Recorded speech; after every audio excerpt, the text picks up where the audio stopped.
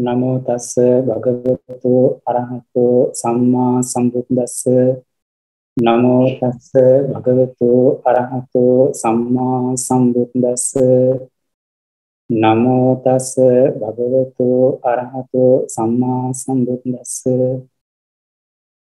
ගෞරවනීය මහා සංඝරත්නයන් අවසරයි ශ්‍රද්ධාවන්ත පින්වත්නි අද දවසේදී විශේෂයෙන් ආරම්භ වෙන ඒ සූත්‍ර වේදන පාඨමාල පන්තිමාලාවට මේ පන්තිමාලාව විශේෂයෙන් ආරම්භ කරන්න ඉදුනේ අපිට පෞද්ගලිකව සිදු කරන ලද ආරාධනාවක් මත මේ සම්බන්ධයෙන් අපිට පෞද්ගලිකවම ආරාධනා කරන්න ඉදුණා අනුරාධපුර ප්‍රදේශයේ ඉන්න පිහිටවත් චාමර මහත්මිය. ඉතින් එතුමා සඳහන් කරන්න දුනා ස්වාමීන් වහන්සේ මේ සූත්‍ර සහ විනය ඉගෙන ගන්න කැමති පිරිසක් ඉන්නවා, හිතවතුන් පිරිසක් ඉන්නවා, තරුණ පිරිස. ස්වාමීන් වහන්සේට පුළුවන් නම් ඒ කටයුතු කරන්න ඒ පිරිස බොහොම කැමතියි කියලා අවස්ථාවක් ලබා දෙන්න පුළුවන් නම්. ඉතින් මේ වෙලාවේ ඇත්තටම බොහෝ පිරිසකට ලැබෙන ධර්මලාභයෙන් හිතලා ඒ තුලින් අපට ලැබෙන කුසල ලාභය අපි ධර්මඥාන විනය ඥානය ඒව තව තවත් දියුණු කරගන්න ලැබෙන ආනිසංසයක් ගැන හිතලා මේ අලුත් පාඨමාලාව ආරම්භ කරන්නට අපි අදහස් කරගත්තේ. ඉනියනුව තමයි මේ පාඨමාලාව සංවිධානය සිද්ධ වුණේ. ඉතින් අපි පසුගිය සෙනසුරාදා තමයි අත්‍තරම ආරම්භ කරන්න උත්සාහ දරුවේ 18 වෙනිදා. නමුත් අන්තර්ජාල ගැටලු තිබුණ නිසා අපිට ඒ වෙනකොට සකස් කරගන්න පුළුවන් කමක් තිබුණේ නැහැ ඒ කටයුතු. ඉතින් ඒ නිසා අද දවසේ ආරම්භක දවස් වශයෙන් මේ පාඨමාලාව පන්ති ආරම්භ කරනවා. ඉතින් මේ සඳහා විශේෂයෙන් අපිට මම මේ අවස්ථාවේ මේ කාර්යතර වැඩ ඉන්නේ අන්තර්ජාතික තේරවාද ධර්ම ආයතනයේ සමහර පිරිස් පින්වතුන් ඒ ගැන දන්නේ ඇති කරවල දසව ප්‍රදේශයේ තියෙන මීට කලින් ආරම්භක දේශනා ස්වාමීන් වහන්සේ ඒ තේරවාද ධර්ම ආයතනයේ ප්‍රධාන ස්වාමීන් වහන්සේ අනුසාරක ස්වාමීන් වහන්සේ. ඉතින් මේ ගැන මුලින්ම ස්වාමීන් වහන්සේටත් මතක් කරා. ඒ වගේම ප්‍රධාන ශාසක ස්වාමීන් වහන්සේ වෙන ගෞරවනීය වේරපිටියේ දේවානන්ද ස්වාමීන් වහන්සේටත් අපි මතක් කරා. ඊට පස්සේ ස්වාමීන් වහන්සේලාගේ පූර්ණ ආශිර්වාදයෙන් අනුග්‍රහය අපට ලැබුණා ඒ දේ සිදු කරගෙන යන සඳහා. ඉතින් මේ කාලය තුළ මේ පන්ති සිදු කරගෙන යාමට අපිට අවශ්‍ය වෙන පාරිශ්‍රමික සහාය කියන්නේ සූම් තාක්ෂණය ලබා දෙන්නේ තේරවාද ධර්ම ආයතනයේ. ඒ වගේම අනිකුත් උපකාරයන් සියල්ලක්ම ලබා දෙනවා. මේ නිසා විශේෂයෙන්ම තේරවාද ධර්ම ආයතනයේ ප්‍රධාන අනුශාසක ස්වාමීන් වහන්සේලා දෙනමට පුණ්‍යානුමෝදන සිද්ධ කරනවා. මේ ධර්ම දානමය කුසලයේ සිද්ධ කරගන්නට අවස්ථාවක් ලබා දීම සම්බන්ධයෙන්. ඒ වගේම ඊට කලින් මේ වටිනා අනුශාසනාවක් සිද්ධ කර දුන්නු ආරම්භයක් අරගෙන දුන්නු පූජනීය වටගොඩ මල්ලිහාර ස්වාමීන් වහන්සේ අපේ කාලමිත්‍ර ස්වාමීන් වහන්සේ මේ ස්වාමීන් වහන්සේට අපි පළමු කොට පුණ්‍යානුමෝදන සිද්ධ කරනවා. මේ අවස්ථාවේදී ස්වාමීන් වහන්සේ අපේ ජීවිතේ බොහොම උපකාර වන කෙනෙක්. කියන අපේ ධර්ම ඥානෙ දිනු කරගන්නට, විනය දිනු කරගන්නට, ඒ වගේම අනුදැනුම පාරිදෙනුම දිනු කරගන්නට ස්වාමීන් ඉතා බොහෝ උපකාර අපට ලැබුණා. ඉතින් අපි දැනගැනගත් කාලේ ඉඳලා මේ දක්වාම ස්වාමීන් වහන්සේ උපකාර අපට තියෙනවා. මේ ගැන විශේෂයෙන් සිහිපත් කරන්න අවශ්‍යයි. මේ නිසා පින්වත් ස්වාමීන් වහන්සේට මේ සිත කරන කුසලය නිරෝගී සම්පත් පිණිස දීර්ඝායු සම්පත් පිණිස හේතු වේවා. ස්වාමීන් වහන්සේ මේ ආරම්භ කරගත් ශාසනික උදාර කර්තව්‍ය මෙහෙය නොපිරිහෙරයි සිදු කරගෙන යාමට කිසිම බාධාකින් තොරව සිදු කරගෙන යාමට ශක්තිය, ධෛර්යය, වීරිය, බලය ආරක්ෂාව, තුන්වන්ගේ අනන්ත ගුණ බලය ආරක්ෂාව, දිව්‍යංගේ එකවරණය නොඅඩුව ලැබේවා කියලා මුලින්ම ආශිර්වාද ප්‍රාර්ථනා සිදු කරනවා. මේ විදිහට ප්‍රාර්ථනා කරන ගමන් අපි අද දවසේදී මේ පන්ති මාලාව පළමුවෙන් ආරම්භ කරනවා. ඉතින් අද මේ කාලේ දින් කරලා තියෙන්නේ විනය පන්තිය සඳහා. ඉතින් විනය පන්ති සිදු කරගෙන යෑමේදී මුලින් බලාපොරොත්තු වෙන්නේ සම්පූර්ණ විනය පිටකයම මේ පාඨමාලාව විදිහට කරන්න පුළුවන් එකක් නැති වීම. මොකද ඒක දීර්ඝ කාලයක් කරන්න ඕන දෙයක්. ඉතින් විශේෂයෙන් අපේ චාමර මහත්මයා මතක් කරේ ගිහි පින්නතුන්ට ප්‍රයෝජනවත් වෙන විදිහට බොහොම සරලව ඒ කරුණු කාරණා කියලා දෙන්න කියන එක. මේ ඒ වගේ නිසා අපි ගිහි පින්නතුන්ගේ විනය කොටස් වලට එයාට වැදගත් වෙන විදිහට ප්‍රයෝජනවත් වෙන විශේෂ ශික්ෂාපද සම්බන්ධයෙන් කතා කරන්න බලාපොරොත්තු වෙනවා. ඒ වගේම සමින්වහන්සේලාගේ සීල ආදී ප්‍රතිපද ධර්ම දිනු කරනකොට ඒ සමින්වහන්සේලාගේ පාතිමෝක්ඛ සීලයට අදාළ ඇතම් කොටස් දැනගත්තාම සමින්වහන්සේලාගේ විනය ශික්ෂාපද රැක ගන්නට උපකාර කිරීම තුළින් විහිපුණුතුන්ගේ ඒ කුසල ධර්ම දිනු කර ගන්නට ශාසන අනුග්‍රහ කරන්නට අවස්ථාව සැලසෙනවා. ඒ කියන්නේ අපේ සම්මාසයෙන් සඳහන් කර පරිදි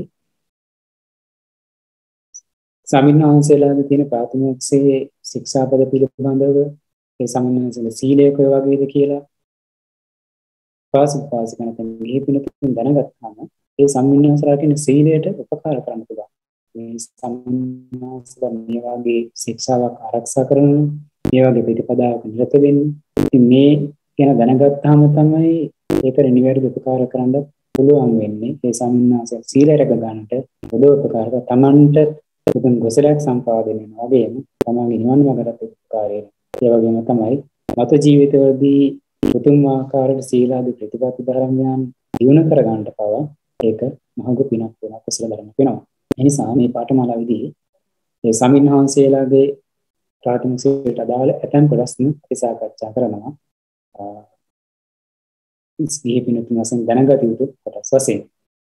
ඒ වගේම මෙහි විනහා සම්බන්ධයෙන් මේ ශික්ෂාපද අපි පංචශීලය වැනි දේවල් කතා කරනකොට ප්‍රාථමික ශික්ෂාපද උපයෝගී කරගෙන මේ කතා කරන්න තමයි බලාපොරොත්තු වෙන්නේ. එතකොට මේ සම්බන්ධයෙන් පූර්ණ වැටහීමක් හොඳ විස්තර තේරුම් ගන්නට පුළුවන්. ඒ නිසා අපි කල්පනා කරනවා සාස් කරන මේ පාඩමවලදී හැම දිනකටම බොහෝ අර්ථයක් සිද්ධ වේවි. කලින් දැනගත් නොලැබුණු කලින් අහලා තිබුණ නැති විනය කරුණු කාරණා මේ ශික්ෂාපද සම්බන්ධයෙන් වඩා දේවල් දැනගන්න ලැබෙවි. ඉතින් මේ කොට අපි ස්ථානයේ මේ කෙනෙකුට අදාළ විනය කොටස් ශික්ෂාපද වලින් ආදී විධාන විදියට ඉතින් ගිහි පින්තුන් ප්‍රතික් වශයෙන් වාසක මහත්මියක් වශයෙන් සදහැති කෙනෙක් වශයෙන් අවමාසයෙන් පංචශීල ප්‍රතිපදාව පිළිපදන්නට ඕන. සීල්පද පහවත් මේ පංචශීලවත් ආරක්ෂා කරගන්න ඕන. එතකොට පංචශීල ආරක්ෂා කරගන්නට මේ පංචශීල ගැන අපිට වැටහීමක් තියෙනට ඕන. අවබෝධයක් තියෙනට ඕන. දැනුමක් තියෙනට ඕන. ඒ නිසා මුලින්ම අපි මේ ශික්ෂාපද සම්බන්ධයෙන් පංචශීලයේ සම්බන්ධයෙන් කියලා දෙන්න බලාපොරොත්තු වෙන පූර්ණ විස්තරයක් ඇතිව ඒ අතරතුරේ අතර වාරේ අතරින් අතර සමින්වහන්සේලා විනය කොටස එක කතා කරනවා. ඒ සමහර විට මේ පාඨමාලාවට ගෞරවනීය සමින්වහන්සේලා සම්බන්ධ නැති නිසා සමින්වහන්සේලාට ප්‍රයෝජනවත් වන උදාහරණ විනය කොටස් මේ පාඨමාලාවේදී අපි සාකච්ඡා කරනවා. මේක හදිස්සියෙක් දවසකින් දෙකකින් අවසන් කරක් නෙමෙයි. දීර්ඝ කාලයක් අපි මේ කරන්න බලාපොරොත්තු වෙන සතියේට එක දවසයි විනය පන්ති සිද්ධ කරන්නේ. ඒ දවස් තුල කරන්න පුළුවන් පරිමක් අපි සාකච්ඡා කරනවා. ඉතින් එදා දවසේදී ශික්ෂාපදයේ සම්පූර්ණ කරලා අවසන් කරන්න බැරුණොත් ඊළඟ දවසේදී අපි කතා කරනවා. ඉතින් විනය කොටස් ශික්ෂාපද ගැන කතා කරන්න කලින් අපි හිතන්නේ මම හිතනවා ත්‍රිපිටකයෙන් සම්බන්ධයෙන් සරල අවබෝධයක් ඇතිවෙන්න දැන් මම ඒ ත්‍රිපිටක සම්බන්ධයෙන් ගැන විස්තරයක් අටුවල් සඳහන් විස්තරයක් ඉදිරිපත් කරන්න කලින්ම මේ සඳහාම යොදා ගන්නවා සූත්‍ර පිටකයේ අට කතාව දීඝනිකායේ සීලඛණ්ඩ වර්ගයෙන් සීලඛණ්ඩ ලියවිලා තියෙන අට කතාව. එහි සඳහන් වෙනවා මේ ත්‍රිපිටකයේ සම්බන්ධයෙන් වෙන වැදගත් විස්තරයක්. අපි මේ භාග්‍යවත් බුදුරජාණන් වහන්සේ පන්සාලි සසරක් නෙමෙයි මේ ධර්මයේ විනය දේශනා කරා. බෝසතාණන් වහන්සේ පාරිපූර්ණය කරගෙන එවිටින් බෝධි ධර්මයේ උතුම් බුදුරාජ්‍යය පත් වෙනවා.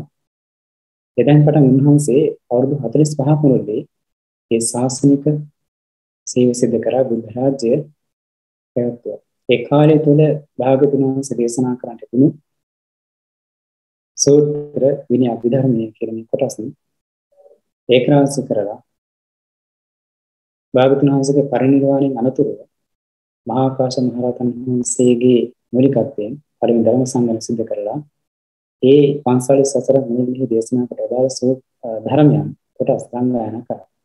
ඉතින්දී භාගතුන් වහන්සේගේ දේශනාවල තියෙනවා සාමුක්ඛංශක දේශනාව. ඒවා සංග්‍රහ වෙලා නැහැ. ඒ තැන්වල දේශනා කළ සූත්‍ර දේශනාවන් සංග්‍රහ වෙලා තියෙන සූත්‍ර පිටකේ ඒ වගේම වික්ෂුන් වහන්සේලා දෙසා පනවා දාලා විනය ශික්ෂා පදෙන්නේ කොටස් විනය පිටකේ සංග්‍රහ වෙනවා. ඊට අමතරව යහලා තියෙන සත්විනිවාසයේ තවදසා දිවිල කරගෙන කරලා දේශනා කරපු අභිධර්ම දේශනාව උන්වහන්සේ සාරිපුත්‍රයන් වහන්සේට සංක්ෂිප්ත ක්‍රමයෙන් දේශනා කරලා සාරිපුත්‍රයන් වහන්සේ තමයි විශේෂයන්ට මේක විස්තර ක්‍රමයට අති විස්තර ක්‍රමයට නෙවෙයි අති සංක්ෂේප ක්‍රමයට මේ මධ්‍යම ප්‍රමාණ දේශනා කරා.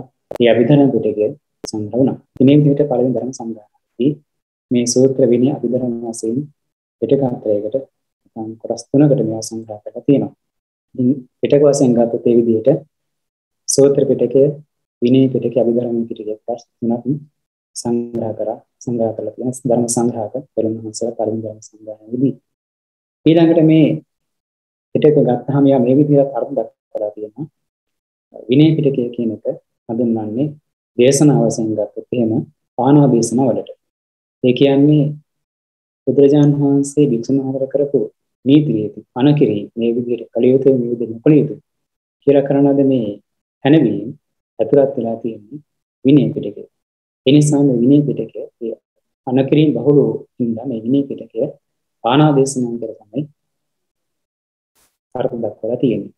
ඒ වගේම විවාහාරය පදනම් කරගෙන විවාහාර බහුල වශයෙන් දේශනා කරපු කොටස් අන්තර්ගත නිසා සූත්‍ර පිටකයේ වෝහාර දේශනා කියලා සඳහන් කරනවා. ඒ වගේම පරමාර්ථ ධර්මයන් විභාග කරමින් දේශනා කරපු අභිධර්මය පරමාර්ථ දේශනා වශයෙන් දේශනා ක්‍රමවලදී අර්ථ දක්වලා තියෙනවා.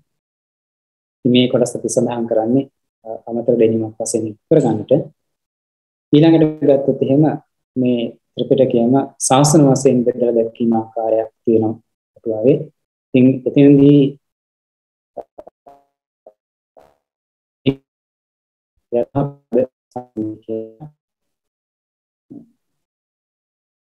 සූත්‍ර පිටකේ හඳුන්වන්නේ යථානුලෝම ශාසනය කියන වශයෙන් අභිධර්ම පිටකයේ යථා ධම්ම ශාසනය වශයෙන් අර්ථ දක්වලා තියෙනවා. ඊළඟට ගත්තාම සංවර කතා වශයෙන් ගත්තාම විනය පිටකයේ සංවර කතා කියලා දක්වන්නේ සංවරයේ අසංවරයේ පිණිස පවතින සංවරයේ පිණිස පවතින කොටස් දේශනා කළ දෙන නිසා ඊළඟට දෙසට මිත්‍යා දෘෂ්ටි ආදී දුරු කර ගැනීමට උපකාරී වන කොටස් අන්තර බහුල වශයෙන් අන්තර්ගත හින්දා සූත්‍ර පිටකයේ බිට්ටි විනිමේෂණ කතා වශයෙන් අර්ථ දක්වනවා.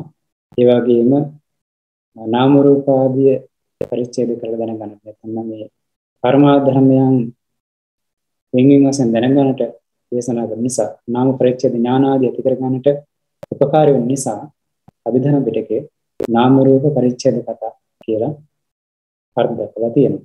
ඊළඟට සික්ඛා වශයෙන් ගත්තොත් එහෙම විනය මේ ශික්ෂා වශයෙන් ගත්තොත් එහෙම විනය පිටකයේ අදි සීල ශික්ෂා වශයෙන් සඳහන් වෙන්නේ සූත්‍ර පිටකයේ අදි චිත්ත ශික්ෂා වශයෙන් සඳහන් කරලා තියෙන්නේ අභිධර්ම පිටකයේ අදි පඤ්ඤා ශික්ෂා වශයෙන් සඳහන් කරලා තියෙනවා. අදි සීල ශික්ෂා කියනකොට විනය පිටකයේ තුළ විශේෂයෙන් ප්‍රසම්පදා සම්හන්සලට අවශ්‍ය සීල විනය පරයය විනය කොටස් අන්තර්ගත කරලා තියෙනවා. අදි චිත්ත ශික්ෂා කියලා කියන්නේ අදි චිත්ත ශික්ෂා වශයෙන් හඳුන්වන්නේ යම් කෙනෙක් සමත භාවනාදී සිද්ධ කරලා ලෞකික මට්ටමින් හෝ ධ්‍යාන රූපාවචර අරූපාවචර ධ්‍යාන සමාපත්තියෙන් උපදවා ගන්නට ලැබෙනවා. ඒ වගේම අවිඥා උපදවා ගන්නට ලැබෙනවා. අනේ සඳහා උපකාරී වෙන විශේෂයෙන් සූත්‍ර පිටකයේ සූත්‍ර ධර්මයන් තුළ මේ කරුණු සම්බන්ධයෙන් විස්තර සඳහන් වෙනවා. ඒ නිසා මේ චිත්ත සමාධිය දියුණු කර ගැනීමට උපකාරී වන විමසේ මේ සූත්‍ර පිටකයේ අදි චිත්ත ශික්ෂා වශයෙන් තමයි සඳහන්. ඊළඟට ආර්ය සත්‍ය ප්‍රතිවේදීන් උපකාරී වන ඒ චතුරාර්ය සත්‍ය විශ්ේෂ උපකාරී වන ප්‍රඥාව දියුණු කර ගැනීමට විශේෂ උපකාරී වුණා. අභිධර්ම පිටකයේ අදි පඤ්ඤා ශික්ෂා කියලා සංග්‍රහ කරලා තියෙන සඳහන් වෙන්නේ. ඊළඟට ගත්තොත් මේ ත්‍රිපිටකය තුලින් කෙලෙස් ධර්මයන් ප්‍රහාණය වෙන්නේ කොහොමද කියන එක ගත්තොත් කෙලෙස් ධර්මයන් නැගෙන ආකාර ගත්තොත් එහෙම තියෙනවා මේ අනුසය වශයෙන් කෙලෙස් ධර්ම තියෙන අවස්ථාව ගැන සඳහන් වෙනවා. ඒ වගේම පරිඋත්ථාන වෙන අවස්ථාවක් වෙන කෙලෙස් වල ඊළඟට කෙලෙස් වීතික්‍රමණය කරන අවස්ථාවක් තියෙනවා. අනුසය කියන මෙතන හඳුන්වන්නේ ඒ කෙලෙස් ධර්මතාවයන් නිදගෙන පවතින අවස්ථා සංකාරය. කෙනෙක් චෛතසික වශයෙන් මතුවලා සිටී හටගෙන ක්‍රියාදාමයටපත් කර නැහැ. නිදිගත් අවස්ථාවක් වශයෙන් හඳුන්වනවා. ඒකට මේ නිදිගත් කෙලෙස් ධර්මයන් මතුවෙන අවස්ථාවක් ගැන සිටී. මොනවාරි උදාහරණයක් වශයෙන් ගත්තොත් කාමයේ හේතු තං රාගය ඇතිවීමට හේතු රූපාරම්මණයක් දැක්කම ඒ රූපාරම්මණය අයුනිස මනසිකාරය කරොත් අනේ කෙනාට ඒ අයුනිස මනසිකාරයෙන් හින්දා නුනුවරින් මෙනෙහි කරපු හින්දා ලෝභය හට ගන්න පුළුවන්. මුලින් අවස්ථාවේ රූපාරම්මණයෙන් කලින් ලෝභ සිතක් හට නොගෙන තිබෙනවා කියලා. නමුත් මේ දේවල් හට ගන්නකොට ඒ රූපාදී දකින්නකොට ලෝභ සිතක් ඇති වෙනවා. මේ විදිහට අර කලින් නොතිබිච්ච ලෝභ සිත නිති හට ගන්න අවස්ථාවක් වෙනවා. මේ අරමුණු දකින්නකොට අරමුණු ආරම්මණයන් අහන දකින්න දැනගන්න අවස්ථාව වෙනකොට ඒ කෙලෙස් වල හට ගැනීම සිතී ඇති වෙන අවස්ථාව තමයි පරිඋත්ථානය කියලා කියන්නේ.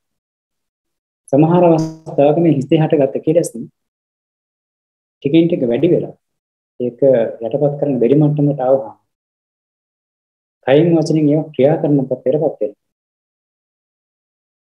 කයින් වචනින් ක්‍රියා කරන පතරපත් වෙනවා. එහෙම වුණා මේ පුද්ගලයා කයින් වචනින් වැරදි කරලා ස්වභාවයටපත් වෙනවා. මෙන්න මේ කායද්්වාරයෙන් වාග්ද්වාරයෙන් වැරදි කිරීම ඒ ක්‍රියාවක් නැතිවීම. උදාහරණයක් වශයෙන් ගත්තොත් ලස්සන යම්කිසි වටිනා කියන භාණ්ඩයක් දැක්කම කෙනෙකුට රන් ආභරණයක් මණිකක් දැක්කම කෙනෙකුට ලෝභ සිතක් හට ගන්න පුළුවන්.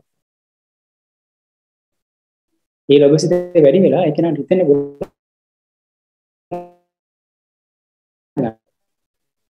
තමන්ගේ හිතේ ස්වභාවය තේරුම් ගන්න නැතුනොත් එහෙම මේ වැඩි වෙලා යම් අවස්ථාවක පැහැගෙන කෙනෙක් වත්පත් වෙනවා පැහැගෙන සිද්ධ කරන්න පුළුවන්. අර సంతානේ කලින් නොතිබිච්ච ලෝභය මේ වස්තුව දැක්කම හටගෙන මේකට කියන අපි පරිඋත්ථානය කියලා.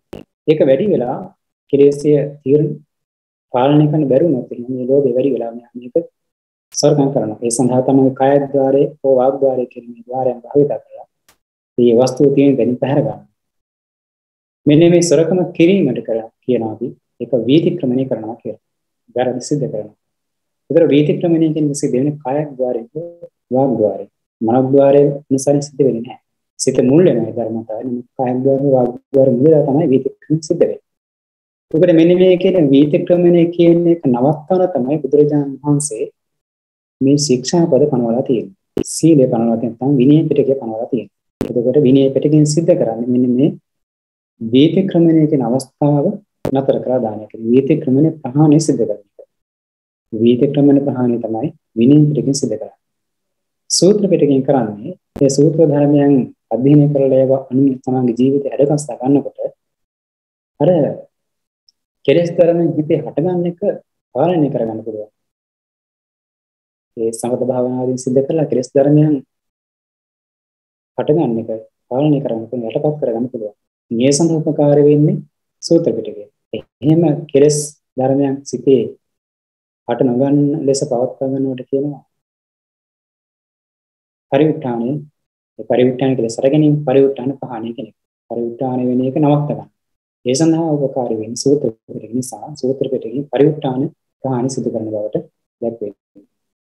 ඊළඟට මේ අනුසය පහණය අවස්ථාව. ඒ කියන්නේ සම්පූර්ණයෙන් මේ කෙලෙස් ධර්මයන් වලින් මුකටව දාන අවස්ථාව. මාර්ග සිත් වලින් මේ කෙලෙස් ධර්මයන් සමූල වශයෙන් ඝාතනය ප්‍රදාන අවස්ථාවක් සිදු වෙනවා තමයි මේ කෙලෙස් වල තියෙන අර නිදිගත් අවස්ථාව දුරු කරන්න පුළුවන්. ඒක අනුසය ස්වභාවය දුරු කරන්න පුළුවන්. මේ අනුසය ධර්මයෙන් දුරු කරන්න නම් අභිධර්ම පිටකයේ අභිධර්ම ඥානය කෙනෙක් අවශ්‍ය වෙනවා. ඒ සඳහා නාම රූප පරිච්ඡේදය සිද්ධ කරලා විපස්සනා භාවනාවන් සිද්ධ කරගෙන ගියාම මේ මාර්ගඵල පිළිවෙලින් ලැබෙන තමයි මේ මාර්ග සිත්තුනේ තමයි මේ කෙලෙස් ධර්මයන් සමූල වශයෙන් සාධනය කරන්නේ. සංතානයේ නිදිගත් අවස්ථාව කියන මේ අනුසය ධර්මයන්ද ප්‍රහාණය කරන්නේ. මේ අනුසය ප්‍රහාණය කියන සිද්ධ කිරීම සඳහා අභිධර්ම පිටකය වැදගත් නිසා අභිධර්ම පිටකය තුළින් අනුසය ප්‍රහාණය සිද්ධ වෙන බවට දැක්වෙන්නේ.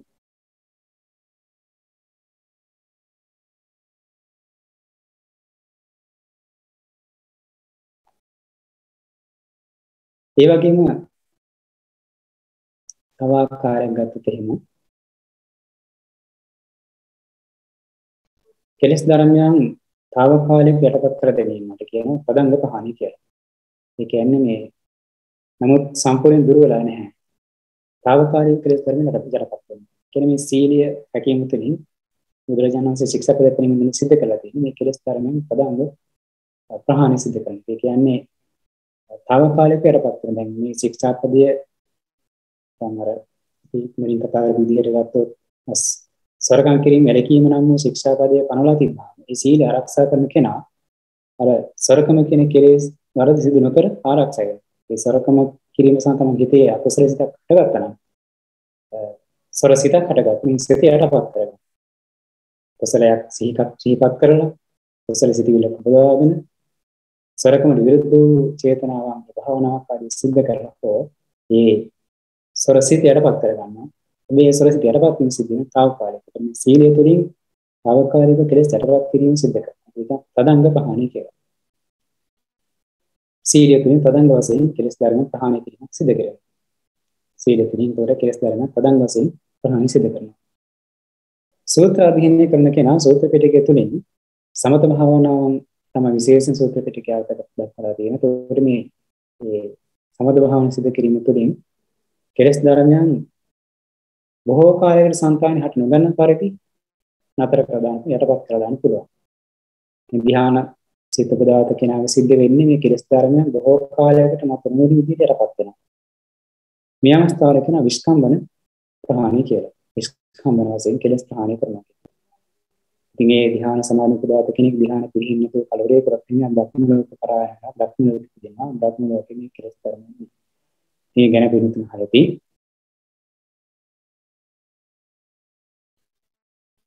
මානසික වලින් තමයි මේ කෙලෙස් ධර්මයන් සමූල වශයෙන් ඝාතනය කරලා මේ අවස්ථාවේ කියන සමුච්ඡේද ප්‍රහාණය කරනවා. සමුච්ඡේද ප්‍රහාණය කිරීම සිදු වෙන්නේ මානසික වලින්. ඒ සඳහා දෙහිමින් උපකාර වෙන වැදගත් අභිධර්ම පිටකේ කියන අභිධර්ම ඥානය කියන එක. ඉතින් අපි මේ දේ ඉගෙන ගන්නකොට සමහරට මාර්ගඵල ආදී කියන ඒ විපස්සනා භාවනාව ආදී කියන ගන්නට අභිධර්මී කියලා විශේෂයෙන් කතා නොකරත් ඒකට සම්පර්කගත වෙන නිසා අභිධර්මී සම්බන්ධයි. ඒ නිසා ඒ කෙලෙස් ධර්මයන් සමූල වශයෙන් ඝාතනය කරන සමුච්ඡේද ප්‍රහාණය කරන්නට අභිධර්ම පිටකේ දක්වනවා. ඒක සමුච්ඡේද ප්‍රහාණය වශයෙන් දක්වනවා. මේ විදිහට මේ ත්‍රිපිටකය කියන එක ගැන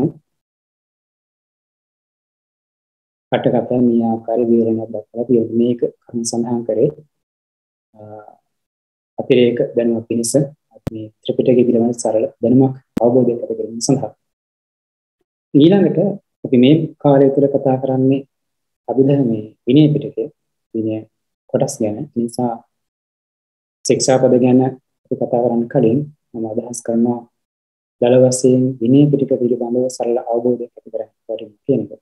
ඒ නිසා විනය පිටකයේ පිළිබඳව බල හැඳින්වීමක් මම සිදු කරන්නම්. මොනවද මේ විනය පිටකය කියන එක තුළ අන්තර්ගත වෙලා තියෙන ග්‍රන්ථ වශයෙන් මොනවද කියලා තියෙන්නේ. ශික්ෂා වශයෙන් මොනවද කියලා තියෙන්නේ. මොන වගේ දෙයක් මේ විනය පිටකය කියන්නේ කියලා දල අදහසක් බලාපොරොත්තු කරගන්නට. මේක මේ විනය පිටකේ දායක කොටස් තමයි ප්‍රමාණිකව කොටස් ඉගෙනගන්නේ. ඉනේ සාමූලික වශයෙන් විනය පිටකයේ පිළිබඳව යැපීමක් ඇති කරගන්නට ප්‍රයෝජනක් වේ. ඉතින් මේ ආනාදේශන නැත්නම් සංවර සංවර කතා කියන මේ හඳුන්වපු තම කෙලෙස් ධර්මයන්ගේ තදංග පහණය පිණිස තමයි පරිඋත්ථානයේ විතික්‍රමණය නවත්තන්නට පනවපු විනය පිටකය ග්‍රන්ථ වශයෙන් ගත්තොත් එහෙම මේක මේ විදිහට බෙදලා දක්වලා තියෙනවා. විභංග ඛණ්ඩක පරිවාර කියලා. ප්‍රශ්නකට දක්වන්න පුළුවන්. විභංග ඛණ්ඩක පරිවාර කියලා. විභංග කියන එක ගත්තොත් වික්ඛු විභංගය, වික්ඛුණී විභංගය කියලා කොටස් දෙකකට වෙන් කර දක්වන්න පුළුවන්. ඛණ්ඩක ගත්තොත් එහෙම ඛණ්ඩක 22ක් අන්තර්ගත වෙලා තියෙනවා. පරිවාරයක් ගත්තොත් පරිවාර 16ක් අන්තර්ගත වෙලා තියෙනවා. ඉතින් මේකෙන්න බික්ඛු ඛණ්ඩකයේ බික්ඛුනි විභංග බික්ඛු විභංගයේ බික්ඛුනි විභංගයේ කියන මේ විභංග දෙක ඊළඟට ඛණ්ඩක 22ක් ඊළඟට සෝරස පරිවාරය කියන මෙන්න මේ කොටස් ටික තමයි විනය පිටකයේ වශයෙන් අන්තර්ගත වෙන්නේ. ඉතින් මේවා ග්‍රන්ථ වශයෙන් ගත්තොත් එහෙම සංග්‍රහ කරලා තියෙන මේ විදිහට පාරාජික ආකාරයේ වාචිත්‍යකාරී වශයෙන් ග්‍රන්ථ දෙකක් වෙනවා. ඒ දෙක තුළ තමයි මේ විභංග දෙක අන්තර්ගත වෙන්නේ. බික්ඛු විභංගය සහ බික්ඛු විභංගය කියන මේ විභංග දෙක අන්තර්ගත වෙන්නේ පාරාජික පාළි සහ පාචිත්‍ය පාළි කියන ග්‍රන්ථ දෙකේ. ඊළඟට ඛණ්ඩක වශයෙන් ගත්තොත් එහෙම ඛණ්ඩක 22ක් තියෙනවා. මේ ඛණ්ඩක 22 සංග්‍රහ කරලා තියෙනවා. චොල්ල වග්ගපාළි මහා වග්ගපාළි කියන ග්‍රන්ථවල මේ මහා වග්ගපාළි ඛණ්ඩක 10කුත් චොල්ල වග්ගපාළි ඛණ්ඩක 12කුත් වෙන විදිහට ඛණ්ඩක 22 සංග්‍රහ කරලා තියෙනවා. ඊළඟට පරිවාර පාළියේ 16 පරිවාරයන් සංග්‍රහ කරලා තියෙනවා. ඉතින් මුද්‍රිත ග්‍රන්ථ වශයෙන් ගත්තොත් අපේ බුද්ධ ජයන්ති ත්‍රිපිටකයේ ඒ බුද්ධ ජයන්තිය වෙනුවෙන් ලංකාවේ මුද්‍රණය කරපු ත්‍රිපිටක ග්‍රන්ථවල ගත ග්‍රන්ථ වශයෙන් මුද්‍රිත ග්‍රන්ථ වශයෙන් ගත්තොත් පාරාජික පාළි එක පොතකට පාචිති පාළි ග්‍රන්ථ දෙකකට මුද්‍රණය කරලා තියෙනවා.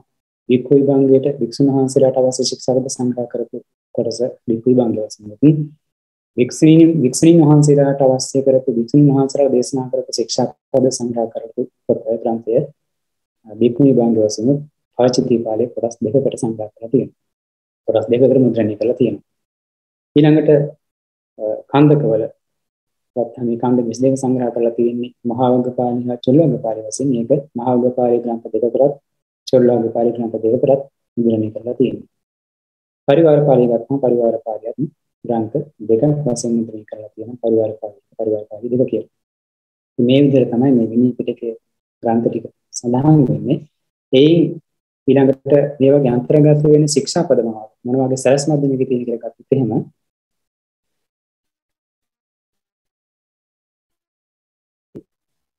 වෙන්නේ ඒක වේරංජ ඛණ්ඩකය කියලා කාණ්ඩයක් තියෙනවා. ඒක තුළ දහන ආදී අන්තර්ගත වෙනවා. බුදුරජාණන් වහන්සේ මේ ශික්ෂාපද පනවන හේතු කරුණු කාරණා ගැන එතනදී විස්තරයක් සඳහන් වෙනවා. ඊළඟට පාරාජික කාණ්ඩය වටන් ගන්න. පාරාජික කාණ්ඩය තුළ පාරාජික ශික්ෂාපද 4 ගැන විස්තර අන්තර්ගත වෙනවා. සමහරට දිනතුන් හලදී භික්ෂුන් වහන්සේලාගේ සීලය මේ භික්ෂු විනයේ තියෙන ගරුම ශික්ෂාපද තමයි පාරාජික කියලා කියන්නේ. භික්ෂුන් වහන්සේලාට පාරාජික ශික්ෂාපද 4ක් බුදුරජාණන් වහන්සේ දේශනා කළා තියෙනවා. මේ පාරාජික කියලා කියන්නේ මේ ගරුම ශික්ෂාපදය. කියන්නේ මේ වරද සිද්ධ කරොත් එහෙම ඒ භික්ෂුව ශාසනය පෙරදුන කෙනෙක් බවටපත් වෙනවා. ඒ කියන්නේ භික්ෂුත්වේ නැති තුන කෙනෙක් බවටපත් වෙනවා. නැවත ඒ කියන්නේ ශාක්‍ය පුත්‍ර භාවය නැති වුණු කෙනෙක් බවටපත් වෙනවා.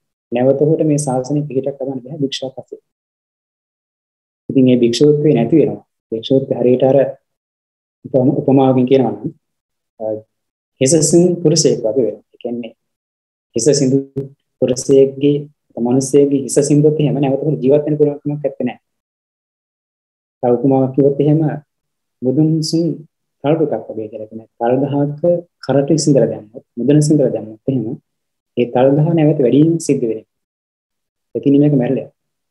තව උපමාවක් කියනවා ගහක තිබුණු පත්‍රයක් ඉදිලා නටුවෙන් ගිලිහලා වැටෙන අවස්ථාවක් වගේ තියෙනවා. හඬ පලාසක. ඒ කියන්නේ ඉදුණු පත්‍රයක් ගහෙන් වැටුනහම නැවත ඒක ගහට සම්බන්ධ කරලා ආපහු කොළපාට එකක් කරන්න පුළුවන් කමක් නැත්තේ. ඒකට අභාව්‍යයි. තව උදාහරණයක් කියනවා මේ පාරාජික 4ට දුන්න උදාහරණ මහා විශාල ගල් කුලක් දෙකට කරනවා වගේ. ඒ කියන්නේ ලොකු ගල් කුලක් මොනවා හරි ක්‍රමයකින් දෙකට කළොත් එහෙම දෙකට කරනොත් එහෙම මේක නැවත සම්බන්ධ කිරීමක් කරන්න පුළුවන් කමක් නැත්නම් ඒකට අභාව්‍යයි. පුළුවන් කමක් නැත්තේ. මෙන්න මේ වගේ කියනවා මේ පාරාජිකාව. මේ පාරාජිකා කියන වරදටපත් වුණොත් මේ භික්ෂුව හරියට අර හිසසුන් පුරුෂයෙක් වගේ. නැත්නම් මුදුන්සුන් තල්ඩුකක් වගේ නැත්නම් අර ඉදිලා නටුවෙන් ගිහිච්ච පත්‍රයක් වගේ. නැත්නම් අර දෙකට කැරිච්චි දෙකට කරුණාන් පස්සේ දෙකට කරුණාන් පස්සේ නැවත සහි කරන්න බැරි මහා ගල්පලක් වගේ. ආය අපේ පැවිද්ද නැවත භික්ෂුත්වයට අභාවය කෙනෙක් වඩපත් වෙනවා. ඔහුට පුළුවන්කම තියෙන්නේ එක්කෝ සාමණේර භාවයෙන් ඉඳලා ඕක නැත්නම් උපාසක භාවයෙන් ඉඳලා වෙන ධර්ම දින කරගන්න. ඉතින් ඒ නිසා මේ භික්ෂුත්වයේ නැතිවීමට හේතු වෙන වර්ධි තමයි පරාජිකා කියලා හඳුන්වා තියෙන්නේ. දේශනා කරලා තියෙන පරාජික හතරක් තියෙනවා. ඉතින් ඒවා අපි ඉස්සරහට කතා කරන්න බලමු අවශ්‍යතාවය පරිදි. ඊළඟට ගරුකාපත්ති වශයෙන් ඊට ප්‍රබල ඇවත් වශයෙන් නමුත් භික්ෂුත්වයේ නැති නොවන නමුත් තරමක් බරපතල වැඩි වශයෙන් පෙන්වා දුන්න වැඩි කොටසක් තියෙනවා. ඒවා තමයි සංඝාදිශේෂ කියලා කියන්නේ. මේ සංඝාදිශේෂ ශික්ෂා පද 13 භික්ෂුන් නිසා දේශනා කරලා තියෙනවා. ඉතින් ඒවගේ අර්ථය දැන් අපි සිහිපත් කරන්නේ නැහැ. පසු කාලෙක අපි විස්තරදී සාකච්ඡා කරලා බලමු. ඊළඟ කොටස වශයෙන් දේශනා කරලා තියෙන අනියතක.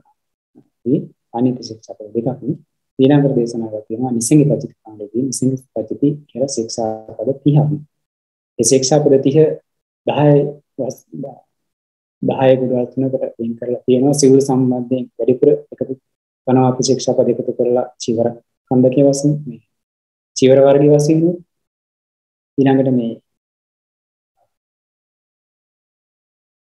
එළුලොම් ආදී මේ ලොම් ආදී සම්බන්ධයෙන් පනවා අපි ශික්ෂා පද තියෙන ඒවා වසී වර්ගය වශයෙන් පාත්‍රා සම්බන්ධයෙන් පන ශික්ෂා පද පත් වර්ගය වශයෙන් සංග්‍රහ කරලා තියෙනවා. ඒ කියන්නේ ඒ මුළු වර්ගයේම නැත්නම් කොටසේම ඊට මදා ශික්ෂා පද නෙවෙයි ශික්ෂා පද තියෙනවා. මේ විදිහට නිසිංග පචිති වශයෙන් හඳුන්වන ශික්ෂා පද 30ක් දේශනා කරලා තියෙනවා. මෙන්න මේ කියු පරාජික හතරක් සංඝාදිශේෂ 13ක් අනීත දේව නිසිංග පචිති 30ක් කියන මෙන්න මේ ශික්ෂා පද සමූහය තමයි පරාජික පාළි කියන ග්‍රන්ථයේ අන්තර්ගත වෙන්නේ.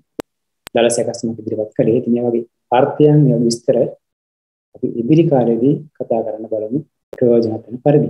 ඊළඟට පාචිති පාළි කියන ග්‍රන්ථය ගත්තාම ඒ ග්‍රන්ථය තුළ සංග්‍රහ වෙනවා පාචිත්‍ය ශික්ෂා පද 92ක් තියෙන භික්ෂුන් වහන්සේලා දේශනා කරපු.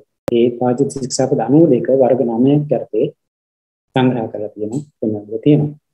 ඊට පස්සේ පාරදේශනීය කියලා ශික්ෂා පද 4ක් දේශනා කරලා තියෙන භික්ෂුන් වහන්සේලා නිසා ඒ පාරදේශ ශික්ෂා පද 4ක් අන්තර්ගත වෙනවා.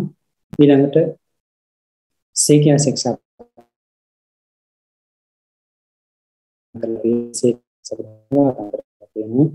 ඊළඟට යම් ඇතිවන්නා වූ සාසනීය ඇතිවන අධිකරණයන් විසඳා ගැනීම සඳහා සමගතම හතක් දේශනා කළා. මෙන්න මේ කියන අධිකරණ හතක් අතුව උඩ පාචිත්‍ය පාළියේ කියන මේ ග්‍රන්ථය තුළ පාචිත ශික්ෂා පද 92ක්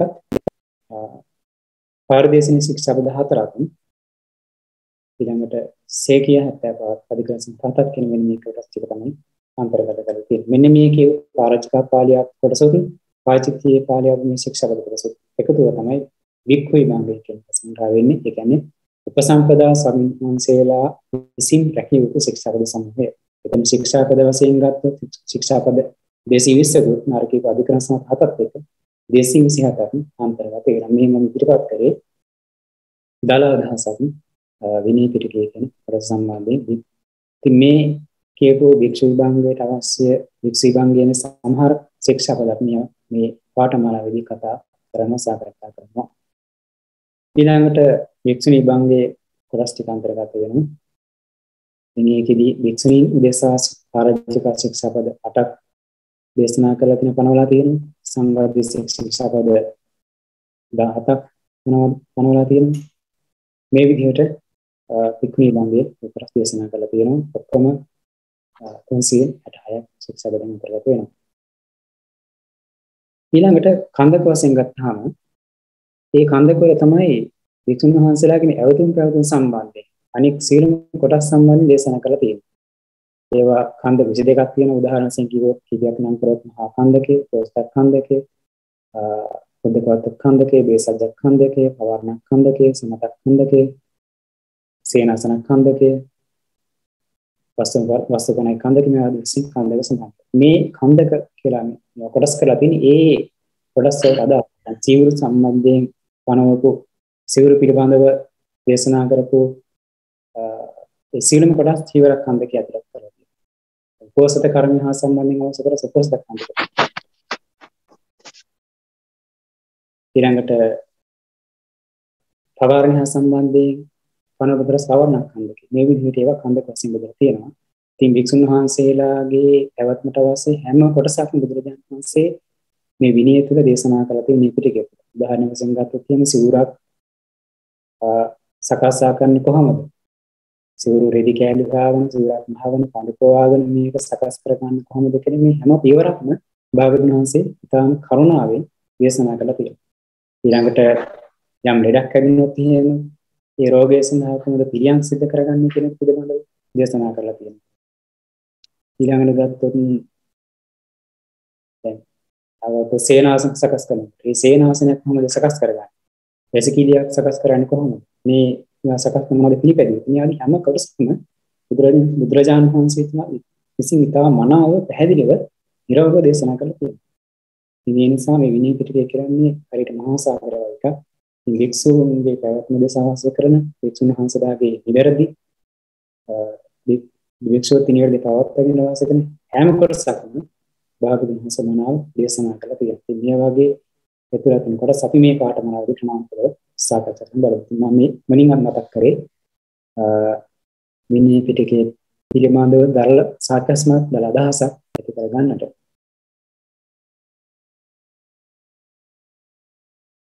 ඉතින් අද මේ විදිහට මම හිතන්නේ තේරෙන්නේ නැති දල අදහසක් වෙන විනය පිටකයේ පිළිබඳව අපි ඉස්සරහට තව කරුණු කාරණා සාකච්ඡා කරන්න බලමු. අද ආරම්භයක් වශයෙන් මමලින් අදහස් කරගත්තේ පිහි පිණුතුන් දෙසා වැදගත් වන සීල කොටස් සාකච්ඡා කරන්නට ආරම්භ කරන්නට.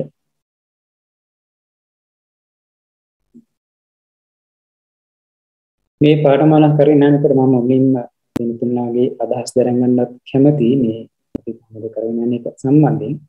ඉතින් මෙතෙන්දී වැඩි පිළිසක් මම හිතන්නේ මේ පිණුතුන් හිමින්නවා. මේ පිණුතුන්ට අවශ්‍ය විනය කොටසත් එක්ක ඒ වගේම සමින්හාන්සලට අවශ්‍ය විනය කොටසත් සම්බන්ධයෙන් මේ පාඨමාලාවේ කතා කරන්න බලාපොරොත්තු වෙනවා. සමින්හාන්සලාගේ විනය ශික්ෂාපද පිළිබඳව මේ පිණුතුන් දැනගත්තාම ඒ ලැබෙන ප්‍රයෝජන බොහොමයක් තියෙනවා. මේ සමින්හාන්සලාට නිවැරදිව සීල ආදිම දරන පුහුණු කරන්න දිනු කරගන්නට ඒ සීල ශික්ෂාව ආරක්ෂා කරගෙන උපකාර කරන්න පුළුවන්. ඒ අදහසින් ඒ කොටසත් අපි කතා කරමු.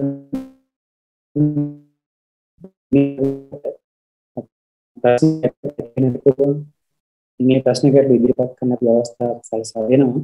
නමුත් මේ පන්ති අපි කරන්න සතියකට එක දවසයි පැයක පමණ කාලයක් පමණ අපිට සඳහන් කරන්න පුළුවන් වෙන්නේ. මොකද මම මේ තේරවාද ධර්ම ආයතන තුළ තවත් කටයුතු තියෙනවා. ඉතින් අදින් කටයුතු තියෙනවා.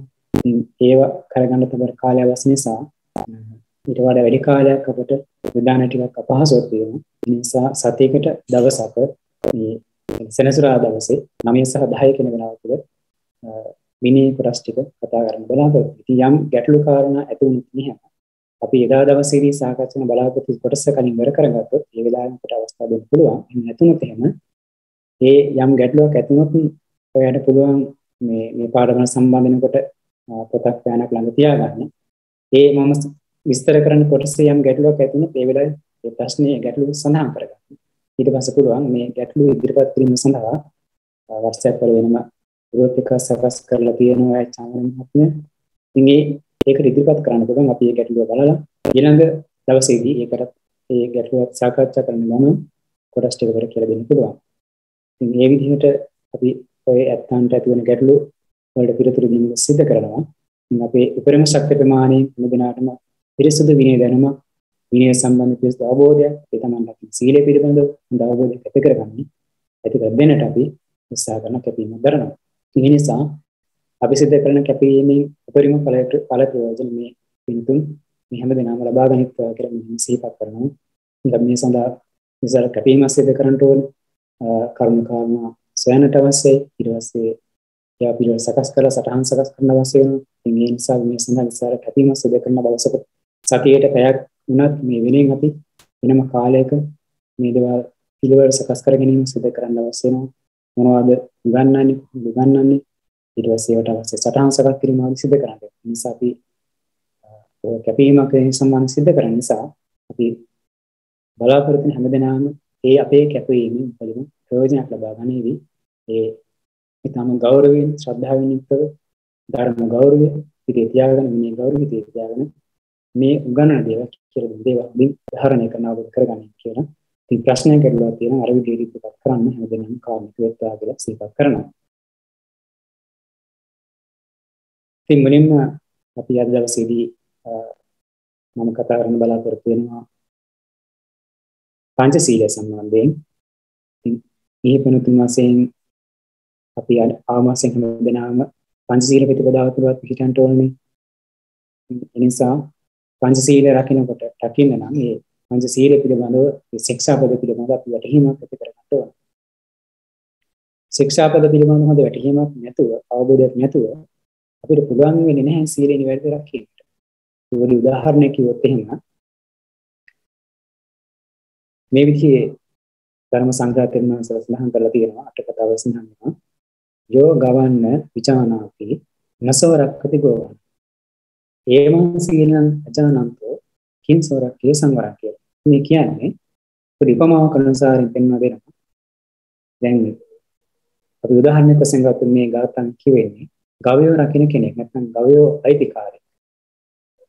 ඉතින් අතීතයේ කුෂිකර්මාන්තයේ ගව පාලනය කෙනෙක් බොහොම දියුණු පැවිදිච්ච කාලයක්. හොඳට තිබුණ කාලයක්. ඉතින් මේ ගවයෝ පාලනය කරන නැත්නම් ගවයෝ ආරක්ෂා කරන නැත්නම් ගව කර්මාන්තය ඒ රැකියාවක් වශයෙන් ගව කර්මාන්ත සිද්ධ කරන කෙනෙක් ඉන්නවා නම් ඒ කෙනාගේ ඒ තමන්ගේ ගව රැළේ දියුණුවක් අභිවෘද්ධියක් බලාපොරොත්තු වෙනවා නම් ඒ තුලින් තමන් හොඳ ආදායමක් ගන්න බලාපොරොත්තු වෙනවා නම් ඒ කෙනා දැනගන්න ඕන මේ ගවයන් පිළිබඳව කටයුතු මොනවද කරන්න කියලා. ඒ කියන්නේ වස්තු ප්‍රේම තමන්ගේ ඒ ගව පට්ටියේ තමන්ගේ ගව රැළේ කොයිතරම් ගවයෝ සංඛ්‍යාවක් ඉන්නවද කියලා සංඛ්‍යාව වශයෙන් බලන්න ඕනේ. ඊළඟට ඒ ගව රැළ තුල ඒ ගවයන්ට නායකත්වය දෙන්න පුළුවන් ජව සම්පන්න බල සම්පන්න ශක්ති සම්පන්න ගව ඉන්නවද? කවුද ඒ ගවයෝ කියලා හඳුනා ගන්න පුළුවන්. ඒ වගේ මේ ගව පට්ටිය තුල දුර්වල ගවයෝ ඉන්නවනම් ඒ කවුද කියලා හඳුනා ගන්න පුළුවන්. ඊළඟ නහඹු වැස්ස ඉන්නවා නම් වැස්ස ඉන්න එයා හඳුනා ගන්න පුළුවන්. කිරි දෙනුම් ඉන්නවා නම් කිරි දෙනුම් කවුද කියලා හඳුනා ගන්න පුළුවන්. බර වැඩ කරන්න පුළුවන් ගවයෝ ඉන්න ඒ කවුද කියලා හඳුනා ගන්න පුළුවන්. මේ විදිහේ ගවයන් වර්ගීකරණය කරලා දැනගන්න හොඳ වැටහීම ඒ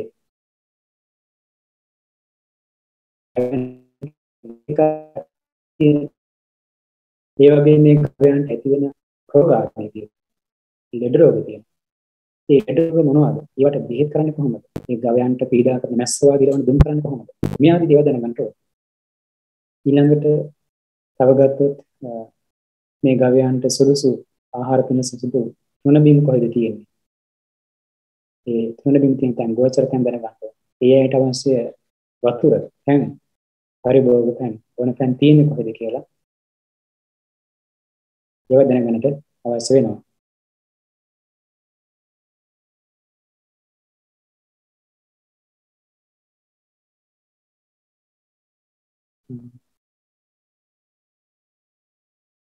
ඇහෙන්නේ කියලා සමහන් මැසේජ් එකක් කියලා තියෙනවා ඉන්නතේක. අවසරයි සමහන් පැහැදිලි වෙනවා මම හිතන්නේ යාගේ පෞද්ගලික සිග්නල් දෝෂයක්. එතන මතක කරේ මේ විදිහට මේ ඒ පානීය පානීය තැන් කියන්නේ යාට බොන්න තැන් හිම කොහේ තියෙන සමහර ගවයෝ කැමති වතුරේ ඉල්ලෙන්නට ඒ තැන් තියෙන තැන් ගවයේ යම් තමන්ගේ ගවවල ගඟකින් නැත්නම් එතර කරන් තියවන ඒ ගඟින් එතර කරනට ගවයන් ගඟින් එතර කරන සුදුසු තොට මොකද්ද සුදුසු තැන මොකද්ද කියලා දැනගන්න ඕනේ. ඉතින් මේ විදිහේ හැම දෙයක්ම මේ ගවයන්ට හොඳ විස්තරාත්මකව දැනගන්න ඕනේ. එහෙම දැනගත්තේ නැතුව ඒ ගවයන්ගේ අභිවෘද්ධියක් නැත්නම් ගවරේ දියුණුවක් වැඩිමක් අපේක්ෂා කරන්න බෑ. එහෙම නැතුව අවබෝධයක් නැතුව ඔහේ ගව ආරක්ෂා කරා කියලා ගවපට්ටියක් තියන් හිටියා කියලා මේ වර්ධනයක් වෙන්නේ පිළිහිමක් වෙන්න පුළුවන්. සමහර විට පොරගෙන යන්නට පුළුවන්. ඒ නිසා තමයි ගවවල පරිහානියපත් වෙන්න පුළුවන්.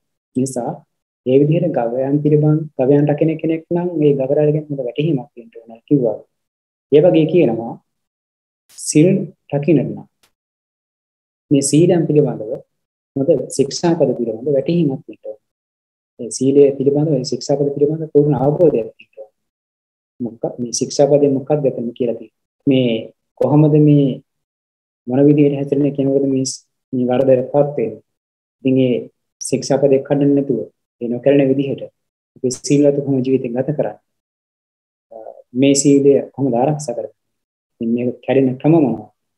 මේ වර්ධනපත් හැකිය ආකාර මොනවද කියලා මේ හැම විස්තරයක්ම දැනගන්න ඕනේ. අපි කියන විදිහ ආපත්‍ති ආදී කියලා. ඉතින් මේ ආපත්‍ති වෙන විදිහක්.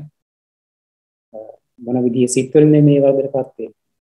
මොන ద్వාරයෙන් මේ වර්ධනපත් වෙන්නේ? මේ ආදී වශයෙන් දැනගත් බව කරුණු තියෙනවා. ඉතින් මේ විදිහට ඒක දැනගත්තොත් තමයි අපිට සීලය නිවැරදිව රකින්න පුළුවන්කම තියෙන්නේ. හදින් ආරක්ෂා කරන්න පුළුවන්කම තියෙන්නේ. ඉතින් අර ගවරල ගැන දන්නේ නැති වුණාම ගවරලේ දිනුවක් අපේක්ෂා කරන්න බෑ වගේ. සීලය ගැන හරියට දන්නේ නැති කෙනා, විනය ගැන හරියට දන්නේ නැති කෙනාට මේ සීලේ අභිවෘද්ධියක් අපේක්ෂා කරන්න බෑ. සීලේ සීල ශික්ෂාවේ දිනුවක් අපේක්ෂා කරන්න බෑ. ඒ නිසා අපි ඒ සීල් රකින්නකොට ඒ නිවැරදිව සීල රකින්නට ශික්ෂා පද පිළිබඳව හොඳ වැටහීමක් ඇති කරගන්න ඕනේ. ඒ නිසා මේ පාඨමාලාවේ මේ විදිහට ඒ ශික්ෂා පද පිළිබඳව පුරුෂ සත්‍ය ප්‍රමාණයෙන් ගිහින් ප්‍රමාණවත් වෙන විදිහට විස්තර කර දෙන්න බලාපොරොත්තු වෙනවා. ඉතින් අද දවසේදී මුලින්ම අපි පංචශීලයට අදාළ පාණාතිපාතා වේරමණී සික්ඛාපදං සමාදියාමි කියන ශික්ෂාපදේ ඉඳලා අපි පාඨමාලා ආරම්භ කරමු. ඉතින් මෙතනදී මම මේ අවශ්‍ය සටහන් මේ තෙරියෝයට පෙන්වන්න සලස්වනවා. ඉතින් ඒ නිසා ඒ එනුන සටහන පිළිබඳව අවබෝධය අවධානය යොමු කරගන්න.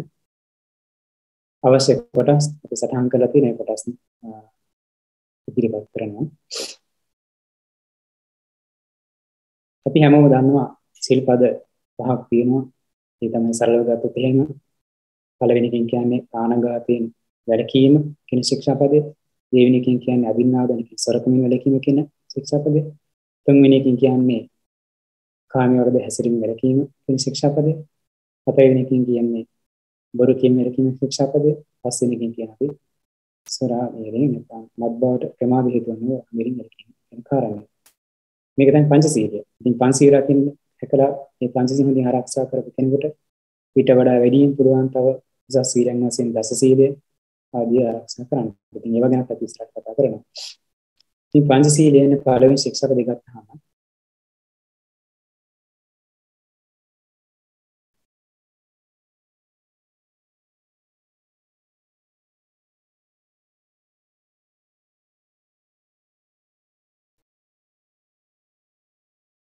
මේ සටහන වල පෙන්නති. මේ සඳහා ඒක ප්‍රාණඝාතය කියන මාතෘකාව තමයි හදාගත්තේ. ද පාණාතිපාත ප්‍රාණ පිටින් සරලව දැස්කත ප්‍රාණඝාතය. මේ ප්‍රාණඝාතය කියන කාරණේ කතා කරන බොහෝ කරුණු අපිට දැනගන්න තියෙන මේ සම්බන්ධයෙන්. සමහරවිට මේවා කලින් අහන්න වෙන්න පුළුවන්. මේ කර්ම කාරණා කතා කරද්දී ඒක කොයිතරම් ගැඹුරු කතාවද කියලා තේරුම් ගන්න පුළුවන් වෙයි.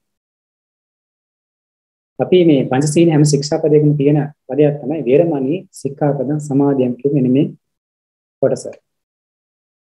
මේ හයිලයිට් කරපු කොටස වේරමණී සික්ඛාපදං සමාදියාමි කියන එක මේ හැම ශික්ෂාපදයකම තියෙනවා. පංචශීල වල එනවා, දස සීල වල එනවා.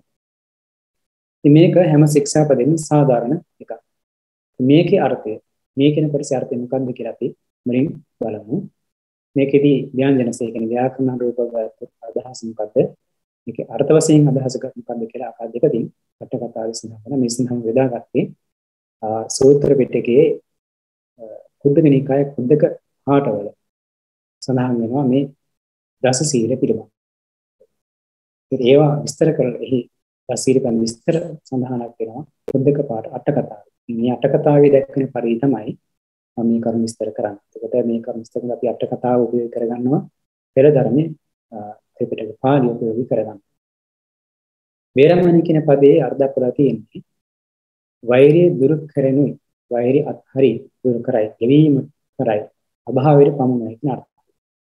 ඒක වෛරය කියලා කියන මොකක්ද? වේර නැත්නම් වෛරය කියන අදහස් කරන්නේ අර පංච දුස්චරිතයන්. කියන්නේ ප්‍රාණඝාතය, අදත්තාදානය, කාමීස මිච්ඡාචාරය, උසාවාදය, සරාමන වංචකම දක්වනවා. කියන්නේ මෙන්න මේ කාරණා පහ තමයි වේරය නැත්නම් වෛරය කියන හඳුන්වන්නේ. පංච වේර කියලා නේද කියනවා. ඒක දුරු කරනවා කියන අදහසින්. ඒ පංච දුස්චරිතය, පංච වේර අත්හරිනවා කියන එක. දුරු කරේ නැත්නම් ගෙවීමට පමණයි. ඒක අභාවයට පමනවා කියන අර්ථය තමයි වේරමණී කියන අදහස් කරන්නේ. වේරමණී කියන එකෙන් අර්ථ දක්වන්නේ. ඒතර වේරමණී කියලා කියන්නේ ඒ පංච දුස්චරිතයෙන් වෙන් වෙනවා, ඒකින් අතහැරෙනවා, ඒකින් දුර වෙනවා කියන අදහස. සික්ඛා කියන ගත්තාම සික්ඛා කියලා කියන්නේ හික්මීම කියන එක. හික්මිය යුතු කියන අර්ථයෙන්.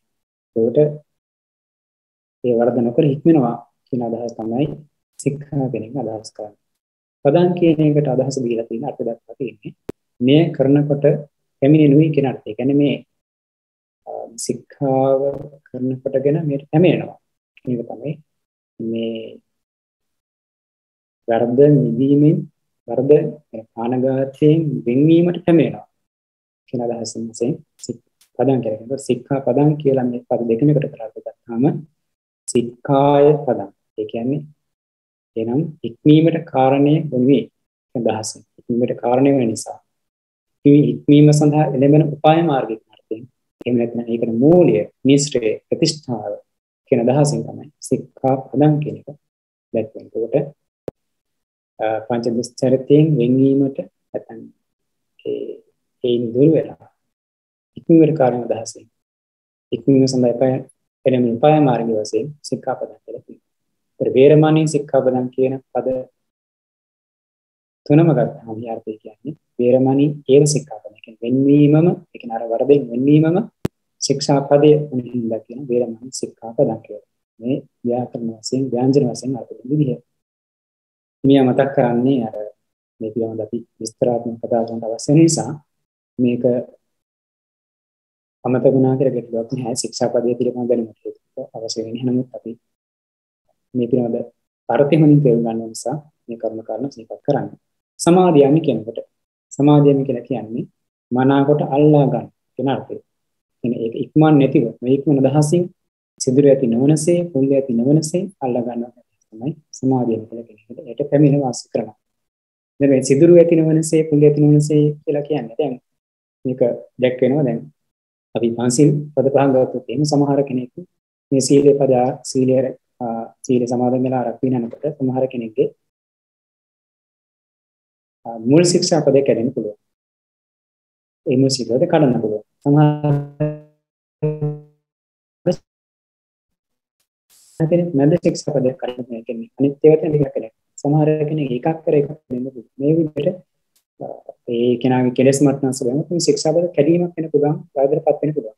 මේවා තමයි කියන්නේ අර දැනින් මේ මුලේ එකක් කැඩෙන්න පුළුවන්, අගේක කැඩෙන්න පුළුවන්, මැද කැඩෙන්න පුළුවන්, සිදුරක් ඇති වෙන්න පුළුවන්. එතන කරන පුල්ලිය තුනා කියලා කියන මේ එහෙම නොවන විදිහට පිරිසිදුවට මේ වර්ධනපත් නොවන විදිහට ඒකේ පැමිණ වාසය කරන එක තමයි සමාධිය යන්නේ කියලා අදහස් කරන්නේ. ඒකට වේරමණී සික්ඛාපදං සමාධියම කියනකොට ඒ වර්ධෙන් වෙන් වෙලා ඒ ශික්ෂාපදේ මනාකොට පිහිටින. අර්ථ වශයෙන් ගත්තොත් එහෙම වේරමණී කියන එකට අර්ථ දක්වන්නේ වේරමණී කියලා කියන්නේ කාමාවචර කුසල සිත්තේ තියෙන විරතියට අභිධර්මයේ අන්තර්ගත වදාරලා තියෙන කෙනෙක් දන්නවා විරති චෛතසික තුනක් ගැන හලති. විරති චෛතසික තුනක් ගැන හලති. සම්මා වාචා, සම්මා කම්මන්ත, සම්මා ආජීව. විරති චෛතසික තුන. එතකොට මේ වේරමණී කියන එකේ අර්ථය වශයෙන් ගත්තේම කාමාවචර කුසල සිත්තේක උපදින විරති චෛතසිකය. හඳුන්වනවා. උදාහරණයක් වශයෙන් ගත්තොත් ප්‍රාණඝාතයෙන් වැළකුණු තැනට ඒ සමෙහි ප්‍රාණඝාතයෙන් යම් දුර්වීමක්, වෙන්වීමක්, වැළැක්මක්, විරමණයක්, නොකිරීමක්, අකරණයක්, ඊට නොපැමිණීමක්, සීමා නොඉක්මීමක්, ප්‍රතින සීමා කරන මේකට කියනවා වේරමණී කියලා. එතකොට ප්‍රාණඝාතයෙන් වෙන්වීම කියන ධර්මතාවයක් වෙනවා නම් මෙතෙන්දී පහළ වෙන්නේ සම්මා කම්මන්ත කියන විරති චෛතසිකය. මුසාවාදයෙන් වෙන්වෙනවා කියන කාරණයක් වෙනවා. එතෙන්දී පහළ වෙන්නේ සිතේ කාමාවචර කුසල සිතේ සම්මා වාචා කියන විරති චෛතසිකය. මේ විදිහට තේරුම් ගන්න. අර්ථ වශයෙන් මේ විදිහටයි දැක්වෙන්නේ. එතකොට මේ යම් කෙනෙකුට හිතෙනවා සතෙක් දැක්කම මధుරයක් දැක්කම ගහන මරන්නට. නමුත් එයා සීල කෙනෙක් නම් හිතනවා මම ප්‍රාණඝාතයෙන් වැළකීමේ ශික්ෂාවට සමාන වෙච්ච කෙනෙක්. ප්‍රාණඝාතය සුදුසු නැහැ කියලා අන්න අර විරති චෛතසික ඉදිරිපත් කරලා ඒ වරදින් වැළකෙනවා. එතකොට උපරිමේ ධර්මතාව වශයෙන් ගත්තොත් මේ විරති චෛතසික. මේක මේ වරදෙන් වෙන්නීම වශයෙන් මේ චෛතසික පුරින්දා මේවට සීලයට කියන විරති සීලය කියලා. ශික්ෂාපද සමාධිය රැකීම සීලයට කියන විරති සීලය කියලා. මේ සික්ඛා වශයෙන් ගත්තාම සික්ඛා ආකාර තුනක් මුලින් සඳහන් කරා. අදි සීල සික්ඛා, අදි චිත්ත සික්ඛා, අදි පඤ්ඤා සික්ඛා කියලා. ශික්ෂාව ත්‍රිවිධ වෙනවා. ඉතින් විනය පිටකයෙන් තමයි අදි සීල ශික්ෂාව දැක්වෙන්නේ. අදි චිත්ත ශික්ෂාව සූත්‍ර පිටකයෙන්, අදි පඤ්ඤා ශික්ෂාව අදි ධර්ම පිටකයෙන් විස්තර කරනවා. එතකොට අද මේ ප්‍රාණඝාතය කියන මාතෘකාව කතා කරන්නට අපි මේ සඳහා යොදාගත්තේ වික්ෂු විභංගයන පාචිත්‍ය පාළි ශික්ෂාවන්ට දාලා නැත්නම් පාචිත්‍ය පරිග්‍රන්ථයෙන් නැත්නම් වික්ෂුන්ගේ පාචිත්‍ය ශික්ෂාපදයන් ගැන සංචිත පාන ජීවිතා වෝරෝ කියන මෙන්න මේ ශික්ෂාපදය. මේක අතුලත් සඳහන් වෙන්නේ පාචිත්‍ය පාළි 7 වෙනි වර්ගය නැත්නම් සත්පානක වර්ගයේ පළවෙනි ශික්ෂා. මේ ශික්ෂාපදයෙන් මුල් කරගෙන ප්‍රාණඝාතය කියන ප්‍රාණාතිපාතය පිළිබඳව පූර්ණ විස්තරයක් මේ පාඨමාලාවේදී මේ පිළිතුරු ලබා දෙන්න අපි උත්සාහ කරනවා. මේ නිසා පියවරින් අපි මේ ශික්ෂාපදය පිළිබඳව විස්තර කරන්න බලාපොරොත්තු වෙනවා. ඉතින් අද දවසේදී අපිට වෙනවලා තිබුණු කාලය අවසන් වෙලා තියෙන දැන් වෙලාව 10යි. 10ට විනාඩියක් විතර තියෙන්නේ. ඉතින් ඊළඟ දවසේ අපි මේ සංචිත පාන ජීවිත අවරෝපිත ශික්ෂාපදය ඉඳලා ඒ ප්‍රාණඝාතය පිළිබඳව ප්‍රාණාතිපාතය පිළිබඳව විස්තර වර්ණනාවක් විස්තර විවරණයක් සිදු කරනවා. ඒ තුළින් මේ ශික්ෂාපදය පිළිබඳව වෙන ප්‍රාණය කියන්නේ මොකක්ද? ප්‍රාණඝාතය කියන්නේ මොකක්ද? මේ ප්‍රාණඝාතය සිද්ධ වෙන්නේ කොහොමද? ඒ සිද්ධියේ ක්‍රම මොනවද? මේ සියල්ලම මෙතනදී කතා කරනවා. එතකොට හොඳ වැටහීමක් ඇති කරන්න පුළුවන් මේ ශික්ෂාපදය පිළිබඳව. මේ වැටහීම නිවැරදිව ඒ පාණාතිපාත වේරමණී ශික්ෂාපදයන් සමාදන් සීලය ආරක්ෂා කරගන්නට උපකාර වෙයි. සමින්නාසන පාඩසෙන් ගත්තොත් ඒ අජිත ශික්ෂාපදයන් පාරජිකාව වශයෙන් ගත්තොත් මානසික පාරජිකාව කියන ශික්ෂාපදයන් මනමින් ආරක්ෂා කරගන්න පුළුවන් වෙයි. ඒ පිළිබඳව වැටහීමක් ඇති කරගන්න කතා කරනවා. ඉදිරි ඊළඟ දවසේදී අපි ඊළඟ සතියේදී ඊළඟ සෙනසුරාදා අපි මේ ශික්ෂාපද අනුසාරයෙන්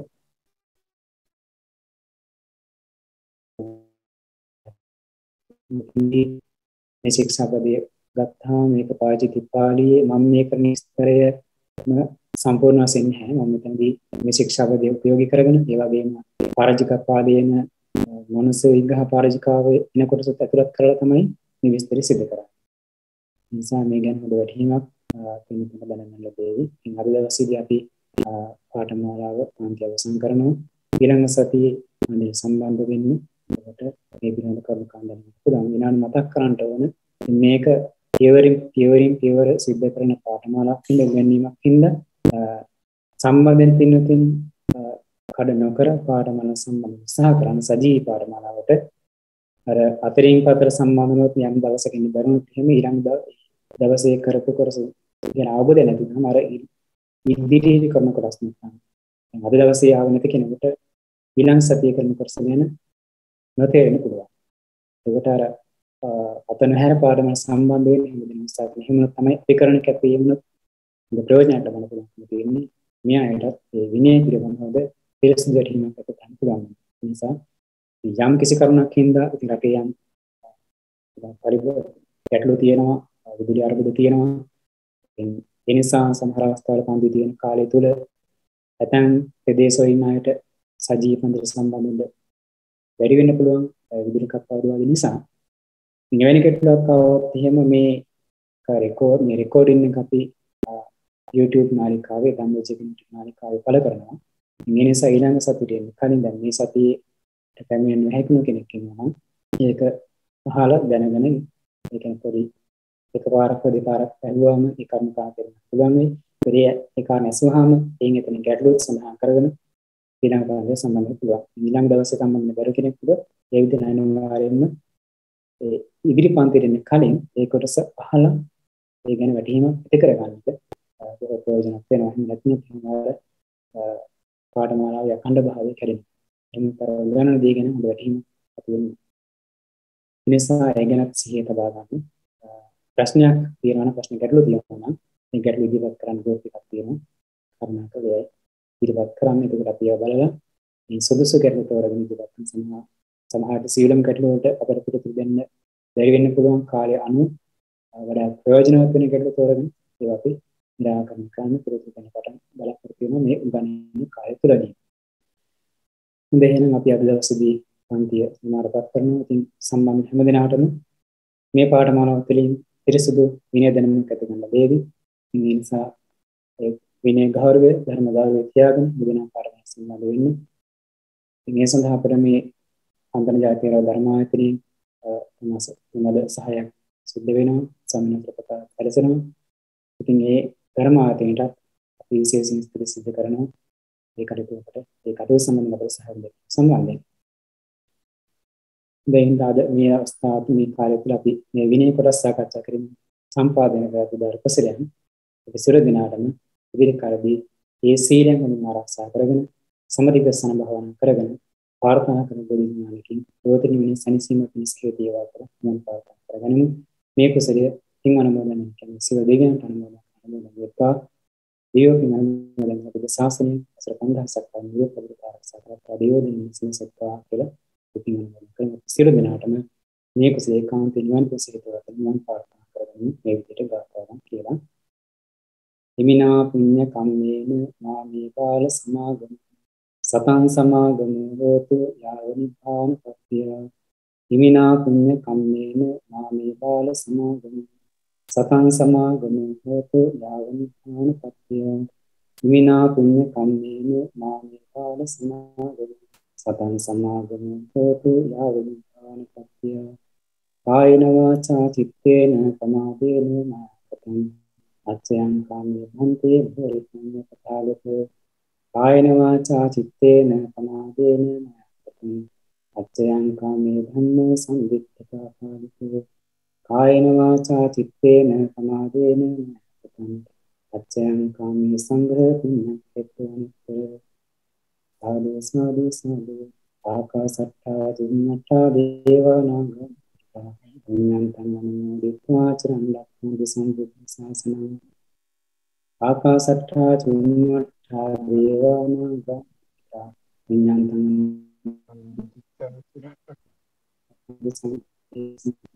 ආකාසට්ඨා දේවානාගා පුඤ්ඤං තං චරණ ලක්ඛන්ති සම්බුද්ධ ශාසනං. බුද්ධ ශාසනයේ වසර 5000ක් කාල නිරෝධපදිතව පවතිවා කියන ප්‍රාර්ථනා කරමි. බුද්ධ ශාසනං චිරං තිට්ඨතු. බුද්ධ ශාසනං චිරං තිට්ඨතු. බුද්ධ ශාසනං චිරං තිට්ඨතු. සාදු සාදු සාදු.